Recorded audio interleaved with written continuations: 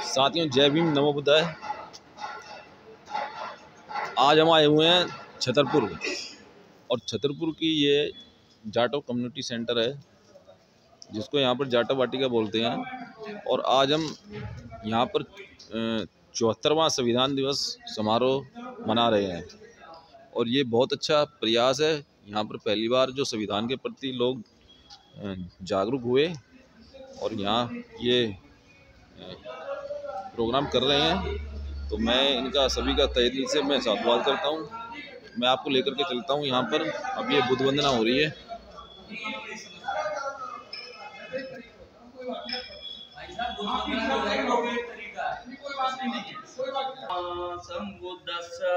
नमो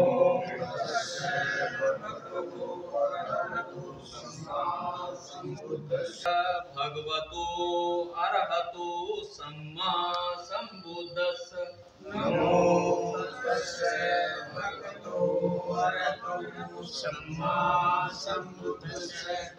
नमो तस्स भगवतो अरहतो सम्मा संबुद्धस्स। नमो तस्स भगवतो अरहतो सम्मा संबुद्धस्स।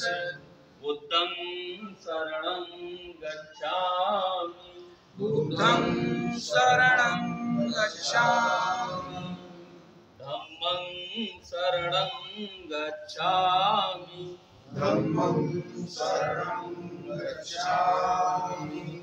संघं शरणं गच्छामि। संघं शरणं गच्छामि।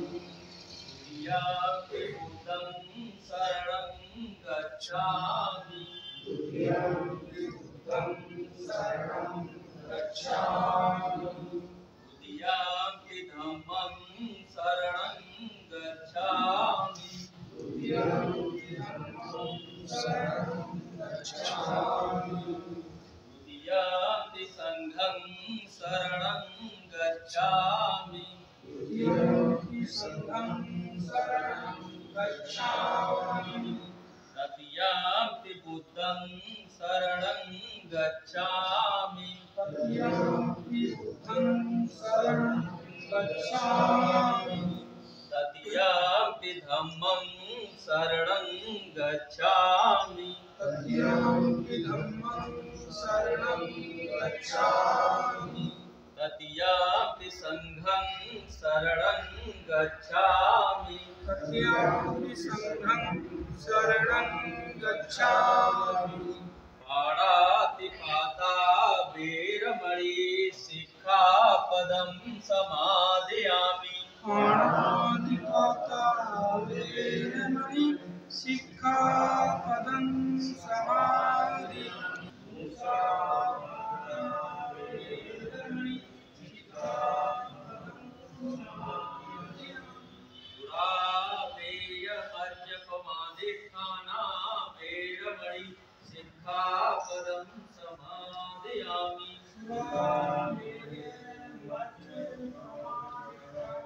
उनको जो है बारी बारी से जो है अपने विचार व्यक्त करने के लिए कुछ बुलाया जा सके। वॉलेंटरी ताकि बाद में सब लोग कहते हैं कि सब मुझे मौका नहीं दिया और मैं बोलना चाहता था, बहुत कुछ अच्छी बातें बताना चाहता था। तो उन अच्छी बातों से सभी लाभान्वित हो तो अपने नाम दे देंगे तो ज्यादा सुविधाजनक रहेगा। बाकी तो जो पहले से निर्धारित रखता है वो तो बोलेंगे, अगर और लोगों को भी मौका दिया जाए तो बाकी यहाँ पर नाम आप दे देंगे।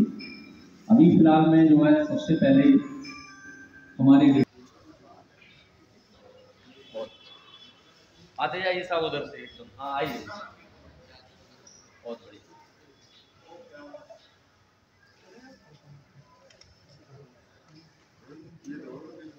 चलिए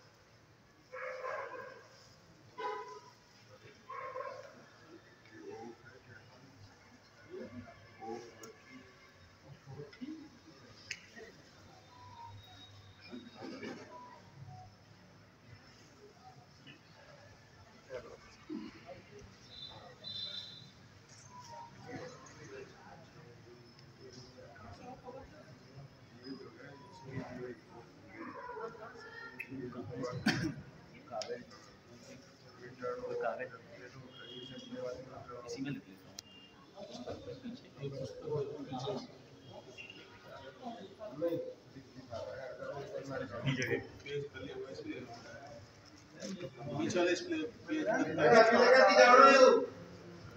अरे ये कहाँ से थोड़ा जल्दी उठ जाता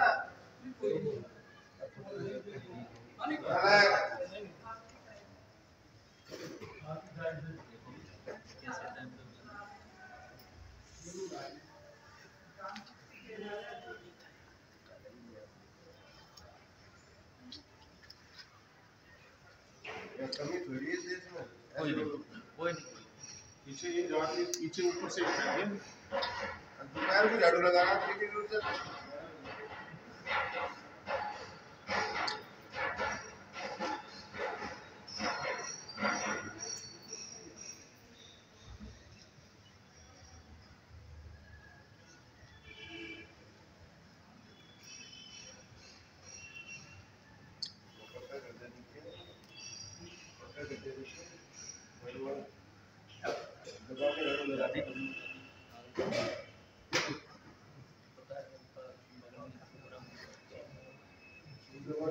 ऊपर से डाल दी थोड़ी सी कोई कूड़ा वूड़ा फेंकना बाहर है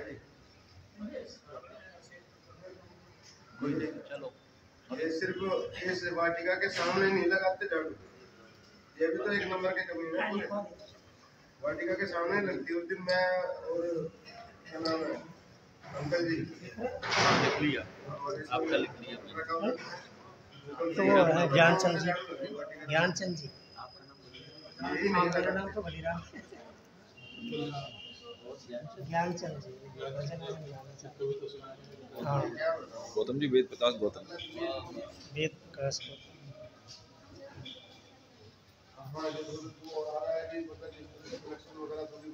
बड़ा धूल उड़ा दिया।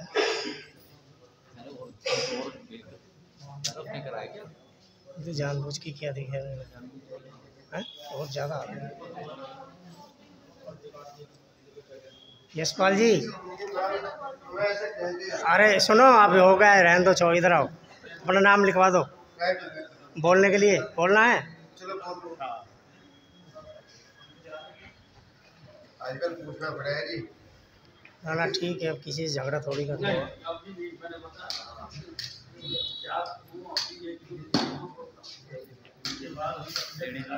हाँ चला दो तो अपने आप फूल उड़ जाती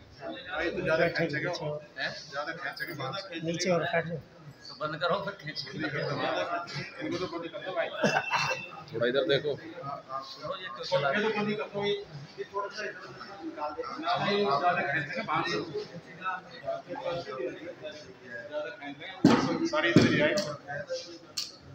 बस हो गया वैसे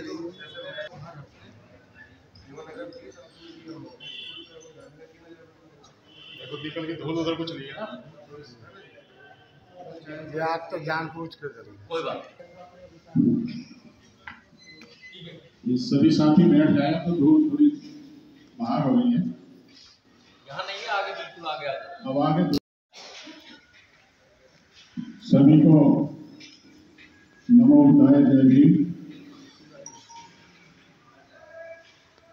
करुणा के सागर तथागत गौतम बुद्ध को नमन करते हुए, महामानव नारी के मुक्तिदाता डॉक्टर B.R. अम्बेडकर को नमन करते हुए,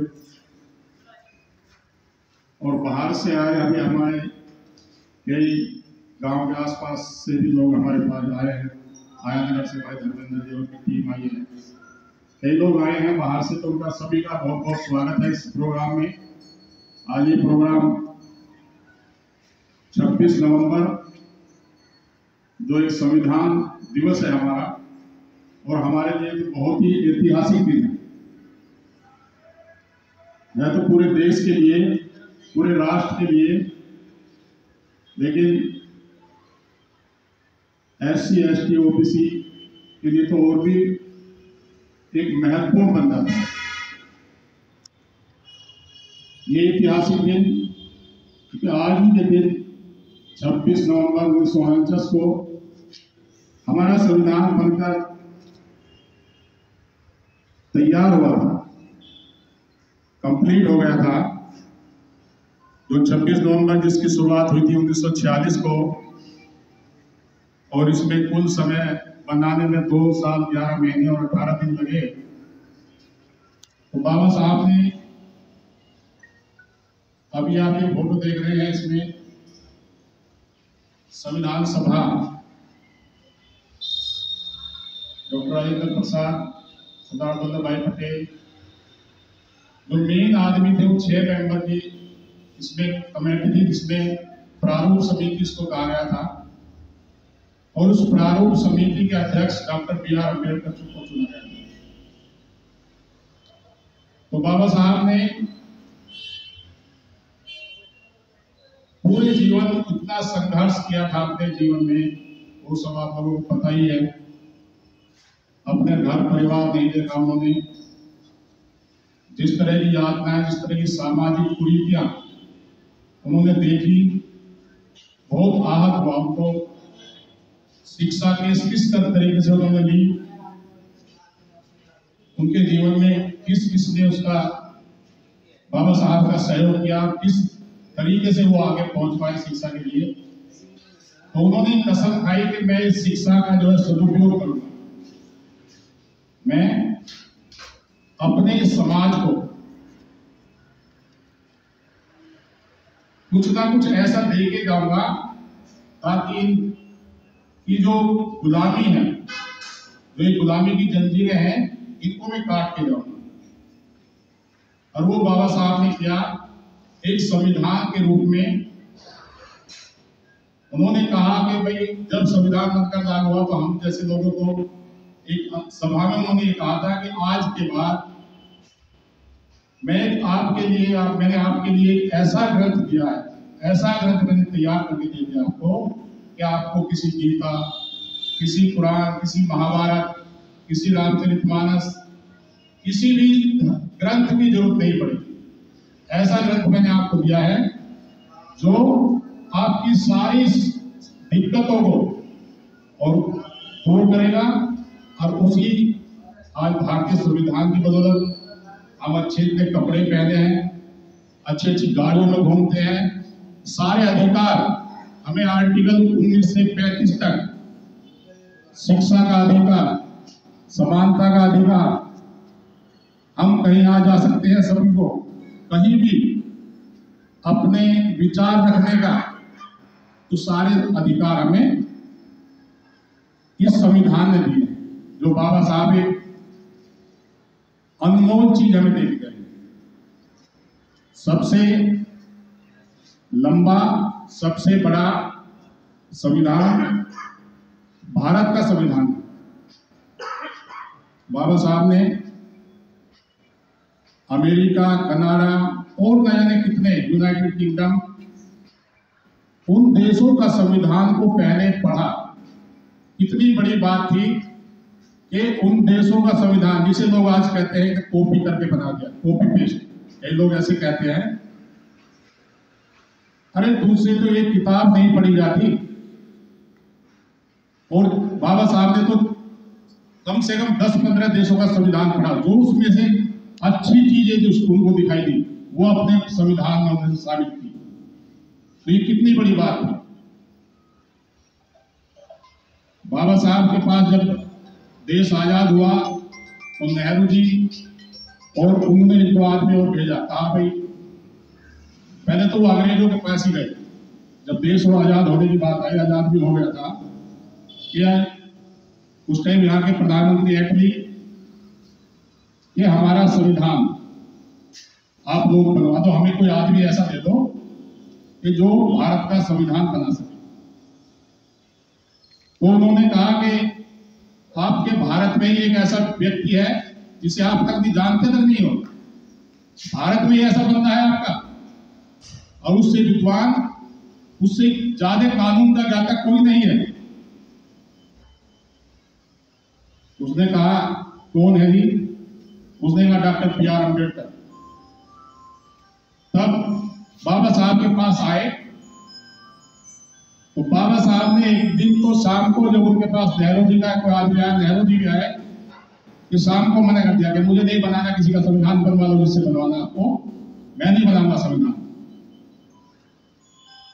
फिर बाबा साहब पूरी रात सोचते रहे, उनको नींद नहीं आई, तो पूरी रात यही सोचते रहे कि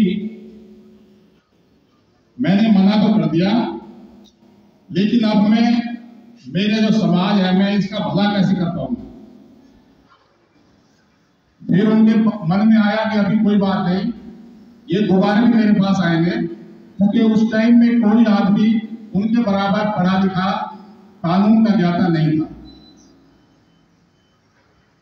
और वही हुआ, अगले दिन दोबारा नेहरू जी वहां पहुंचे, तो बाबा साहब ने उनकी बात को कि फिर मैं संविधान बनाऊंगा स्वीकार कर दिया।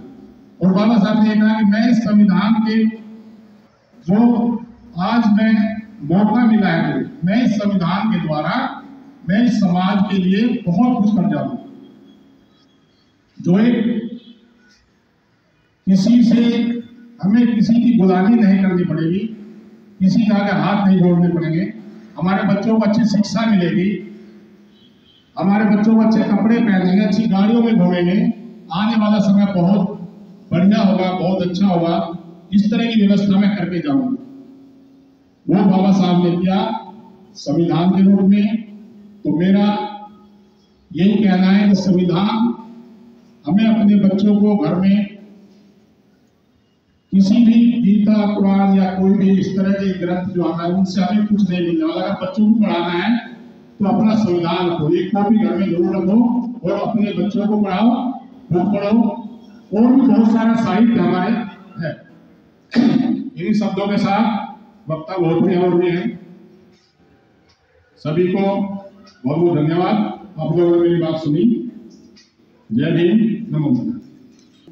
बाबा साहब डॉक्टर अम्बेडकर और तथागत बुद्ध को नमन करने के लिए पुष्पांजलि अपना अर्पित कर सकते हैं। अब मैं सर्वप्रथम मैं भगवान बुद्ध को नमन करता हूँ, डॉक्टर साहब को नमन करता हूँ और यहाँ पर उपस्थित सभी भाइयों बहनों का अभिनंदन करता हूँ। इस विषय में मैं एक भजन।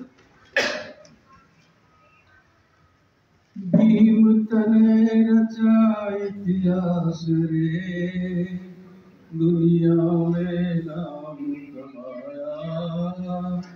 भीम तने रचा इतिहास रे, दुनिया में नाम कमाया। भीम जब पढ़न जाया करता, मास्टर बार बैठाया करता। भीम जब पढ़न जाया करता, मास्टर बार बैठाया करता। भीम तने रचा इतिहास रे, दुनिया में नाम कमाया। बचपन में मरनी माँ तेरी, विपदा झेली तने बतेरी। ओ बचपन में मरनी माँ तेरी, विपदा झेली तने बतेरी। कौन बढ़ावे आस रे, दुनिया में नाम कमाया। दुनिया में नाम कमाया। भीम तने रचा इतिहास रे, दुनिया में नाम कमाया। दुनिया में नाम कमाया। भीम ने अछूत बताया करते, पानी ऊपर से पिलाया करते। भीम ने अछूत बताया करते, पानी ऊपर से पिलाया करते। खत्म करी शुआत रे, दुनिया में नाम कमाया। खत्म करी छुआछात रे, दुनिया में नाम कमाया भीम तने रचा इतिहास रे, दुनिया में नाम कमाया। गरीब का बहुत भीम भी तेरा, करता मन भी पढ़ने में बसेरा। गरीब था बहुत भीम भी तेरा, करता मन में पढ़ने बसेरा। नो छोड़ी पढ़ने की आस रे, न छोड़ी पढ़ने की आस रे, दुनिया में नाम कमाया। ना छोड़ी पढ़ने की आस रे, दुनिया में नाम कमाया। भीम तने रचा इतिहास रे, दुनिया में नाम कमाया। विदेश में जाके भीम बढ़ गया, गौर डॉक्टर भीमराव बन गया। विदेश में जाके भीम पढ़ गया और डॉक्टर भीमराव बन गया। दुश्मन की भूल की सांस रे, दुनिया में नाम कमाया। दुश्मन की भूल की सांस रे, दुनिया में नाम कमाया। भीम तने रचा इतिहास रे, दुनिया में नाम कमाया। जब संविधान भीम ने बनाया, खड़ा हो सारा देश लखाया। जब संविधान भीम ने बनाया, खड़ा हो सारा देश लगाया। बड़ा बेमनिया विजय कुमार रे, जिसने ये भजन भीम का बनाया। भीम तने रचा इतिहास रे, दुनिया में नाम कमाया। भीम तने रचा इतिहास रे, दुनिया में नाम कमाया। बहुत बहुत साधुवाद। 26 नवंबर को संविधान दिवस मना रहे हैं, तो वैसे ही कोई व्यक्ति जो है इतना जो है इतिहास में नाम नहीं कमाता, बल्कि उसके लिए बहुत बड़ी जो है उसे क्रांति करनी पड़ती है, तब जाके कुछ इतिहास में नाम जो है दर्ज होता है। तो इसी श्रृंखला में मैं अब सारे वक्ताओं से मैं निवेदन करूंगा क्योंकि संक्षिप्त में सार करने तक की बात करते हैं, सागर में सागर टू दी पॉइंट। एक बात किसी ने कह दी है तो दोबारा उससे रिपीटेशन ना करें, ताकि जो है सभी को मौका मिल जाए, क्योंकि सब व्यक्तियों में कुछ न कुछ खूबी है, कुछ न कुछ उनके पास ज्ञान है, कुछ न कुछ उनके पास जानकारी है। अगर वो सब को मौका मिलेगा बोलने का तो जो है हम सब उससे लाभान्वित होंगे। तो अब मैं मान्यवर यशपाल सिंह बौद्ध जी से निवेदन करता हूँ कि वो आए और संविधान के बारे में हम विचार। सभी वक्ताओं से मैं निवेदन करूंगा कोई राजनीतिक बात ना करें। के चरणों में नमन करते हुए और बाबा साहब डॉक्टर भीमराव अम्बेडकर जी के चरणों में नमन करते हुए मैं आप सबसे मुखातिब हूँ। मैं अम्बेडकरवादी यशपाल सिंह बौद्ध। बाबा साहब ने जो हमें संविधान दिया है, वो संविधान चाहे किसी भी धर्म जाति का कोई भी व्यक्ति हो, सभी के लिए, क्योंकि देश आज़ाद होने के बाद दिक्कत सामने आई कि भाई किस सिस्टम से देश चलेगा, क्योंकि यहाँ भिन्न भिन्न जाति धर्म संप्रदाय कई तरह हिंदू मुस्लिम सिख ईसाई, तो किसी भी धर्म का किसी दूसरे धर्म का आधिपत्य नहीं होना चाहिए। तो ऐसे ही एक सिस्टम बनाने के लिए बाबा साहब को नामित किया, क्योंकि अपने देश में ही क्या पूरे जो है संसार में बाबा साहब ऐसे सर्वश्रेष्ठ ज्ञानी व्यक्ति थे जो इस व्यवस्था को बना सकते थे, जो सभी लोगों को बराबर न्याय दे सकते थे। तो उनको जो है इस संविधान सभा का अध्यक्ष बना के और बाबा साहब को जो है ये काम सौंपा गया। तो बाबा साहब ने किसी के साथ भी भेदभाव ना करते हुए इस तरह से संविधान को तैयार किया ताकि इस चमन मतलब जो भारत देश को आप एक चमन समझिए, आप इस चमन के आप सभी एक फूल है, इसमें हिंदू मुस्लिम सिख ईसाई आप अलग अलग तरह के सभी फूल हैं। तो बाबा साहब ने एक ऐसे माली का कर्तव्य निभाया कि आप सभी फूल को बराबर पोष देंगे, लेकिन कुछ लोग अब इसके पीछे पड़ गए हैं, इस संविधान के पीछे। और इसलिए जो है आप सभी को मेरा ये कहना है कि मतलब आप ये समझ लीजिए कि संविधान हमारे जीवन में कितना महत्व रखता है। अगर आपने अपने आने वाली पीढ़ी को ठीक तरह से संभाल के ये संविधान को पहुँचाना है तो आप लोगों को हमेशा संविधान के विषय में सोचना है, अपने अधिकारों के विषय में, क्योंकि यह पवित्र ग्रंथ जो बाबा साहब ने हमें दिया है ये हमें पीढ़ी दर पीढ़ी हमारी रक्षा करता रहेगा। तो बाबा साहब ने कहा है कि भाई आप सब मिलकर संविधान की रक्षा करो, ये संविधान आप सभी की रक्षा करेगा। ठीक है जी। तो आप और हम सब लोगों को जो महत्वता देनी है वो संविधान को, बाबा साहब के इस ग्रंथ को, क्योंकि बाबा साहब ये आपको बहुत बड़ी चीज देंगे। ये संविधान जो मैं आज यहाँ खड़े होकर आपसे मुखातिब बोल रहा हूँ, ये सब संविधान की देन है। आज जैसा भी हो आपके सामने खड़ा हूँ सब संविधान की देन है, किसी मंदिर मस्जिद की देन नहीं है, किसी धर्म की देन नहीं है। आप ये समझ लीजिए कि संविधान का हमारे जीवन में बहुत बड़ा महत्व है।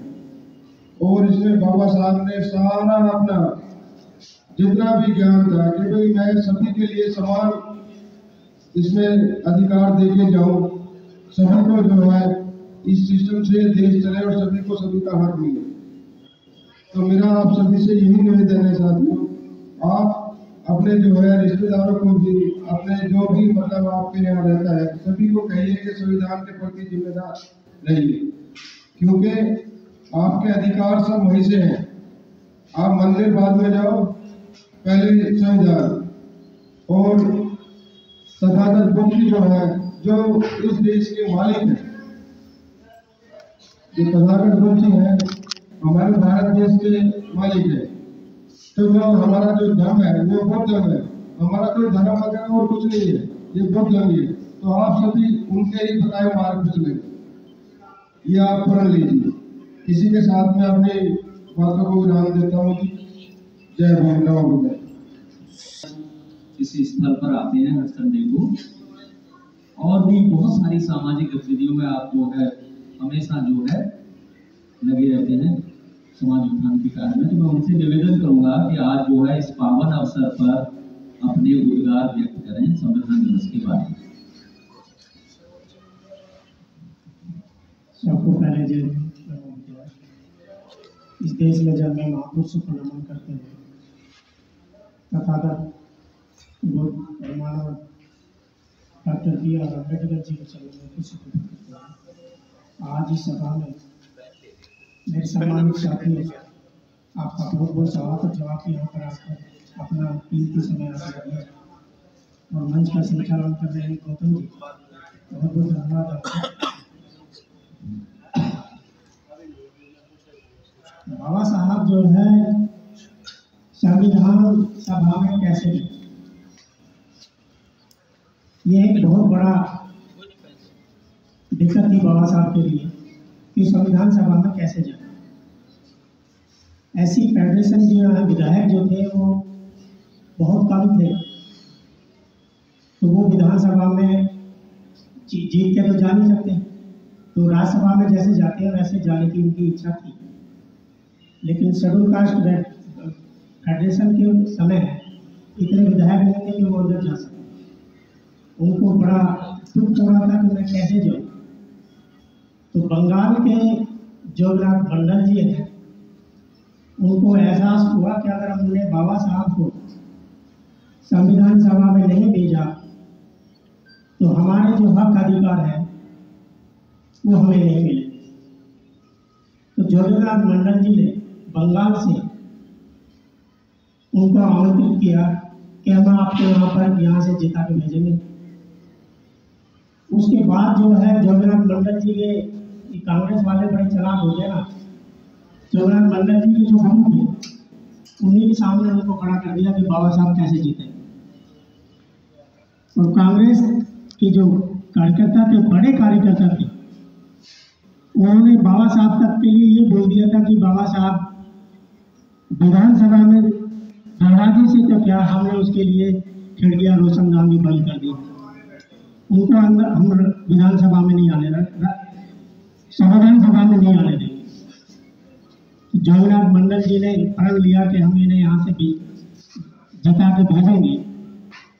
और 8 जुलाई 1946 में बाबा साहब का नॉमिनेशन उन्होंने वहाँ से किया और 20 जुलाई 1946 में बाबा साहब वहाँ से जीत के आए।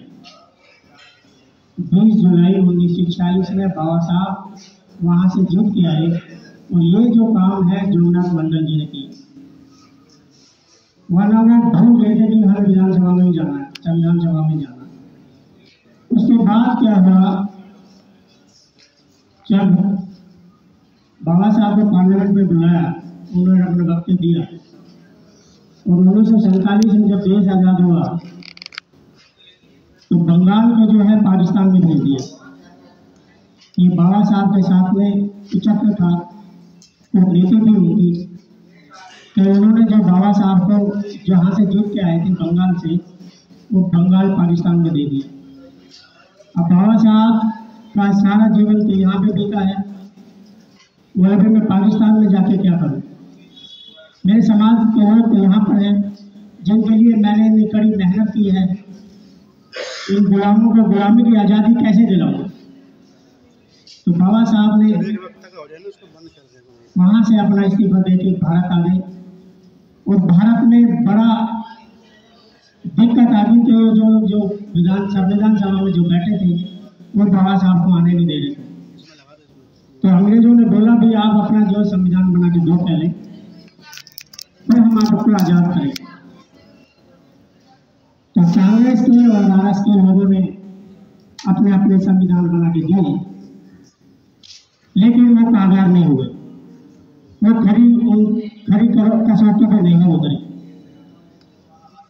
तो जब पार्लियामेंट थी उनकी कांग्रेस के लोगों की, उन्होंने कहा कि हम बाहर से एक आदमी बुलाते हैं जो हमारा संविधान बनाएंगे। लेकिन अंग्रेजों ने कहा कि आप जो बाहर से जो आदमी बुला रहे हो, आपके देश के अंदर एक ऐसा व्यक्ति है जो संविधान का ज्ञाता है, बहुत पढ़ा लिखा है, 32 डिग्रियां हैं उसके अंदर, 9 भाषाओं का ज्ञाता है, आप उनसे बात क्यों नहीं करते। तो गांधी एंड कंपनी ने कहा कि ठीक है, हम उनसे बात करते हैं। तो पटेल जी उनके पास गए, मैं आप जो है संविधान सभा में आओ और हमारा संविधान बनाओ। तो बाबा साहब ने फिर मना कर दिया कि वो मुझे आप इतना निष्ठा से देखते हो तो मैं आपके लिए नहीं आ सकता। फिर उन्होंने सोचा कि भी मैं अगर संविधान सभा में नहीं गया, संविधान नहीं लिखा, तो मेरे समाज के वंचित लोग जो हैं वो रह जाएंगे। तो कांग्रेस के लोगों ने मुंबई से एक M.R. जयकर है जो राज्यसभा से उन्होंने भेजा था, डॉक्टर M.R. जयकर, उनकी सीट खाली कराई और बाबा साहब को जो है उनकी जगह भेजा। और बाबा साहब ने संविधान लिखा, न किसी का भेद, न लिंग भेद, समाज में समानता, बंधुता, स्वतंत्रता के समय लोगों को इसके अनुसार जो है संविधान लिखा। अगर बाबा साहब चाहते तो अपने समाज के लोगों को बहुत कुछ दे सकते थे, लेकिन जितना देना चाहा उन्होंने दिया। उन्होंने ये कहा कि मेरे ऊपर कोई उंगली ना उठाए, समाज के और तबके जो है मेरे ऊपर उंगली ना उठाए। मैंने जो कहना था, बाबा साहब बिल्कुल 1932 में गवर्नमेंट सम्मेलन में गए तो वहाँ से वो जो है 18 अगस्त 1932 को अपना वोट का अधिकार, डबल वोट का अधिकार लेके आए थे। तो उसको गांधी जो नहीं चाहते थे कि भी जो है दलितों का लीडर बने और अपना, तो बाबा साहब ने उनको वो जो पराजय थी, गांधी की पराजय थी, ये कॉमन अवार्ड लेके आए। उसमें आर्थिक, राजनीतिक, सामाजिक ये चीज़ें थी जो समाज के अंदर जो हम लोगों का बहिष्कार करते थे, उसमें दंडात्मक कार्यवाही भी थी। तो मैं ज़्यादा ना बोलते हुए अपने विचार ही खत्म करता हूँ। जय भीम, नमो बुद्धाय। धन्यवाद। साधु साधु साधु।